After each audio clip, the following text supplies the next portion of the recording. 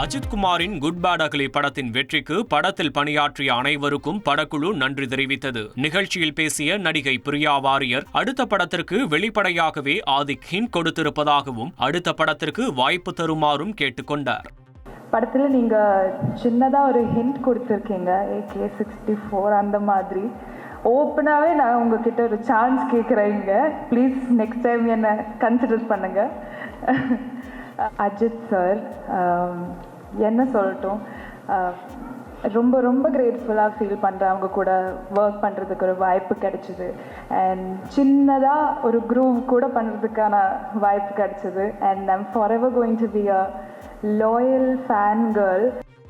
தொடர்ந்து பேசிய வில்லன் நடிகர் அர்ஜுன் தாஸ் 2013 தன் மீது அஜித் குமார் நம்பிக்கை வைத்திருப்பதாகவும் தன்னை தேர்வு செய்ததே அஜித் தான் என்றும் நன்றி தெரிவித்தார்.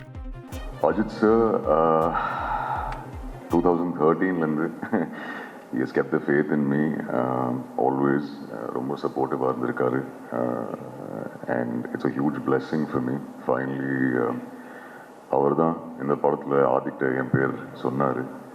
and I'm truly grateful. இது ஒரு huge responsibility அஜித் சாரோட படத்தில் to work alongside him.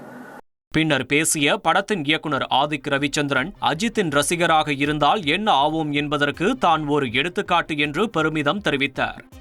ஒரு 7th கிரேடில் இருக்கிற ஒரு பையன் ஒரு ஹீரோ பார்த்து இன்ஸ்பயர் ஆகி டைரக்டர் ஆகணும்னு ஆசைப்பட்டு இந்த இடத்துல இப்போ நிற்கிறான்.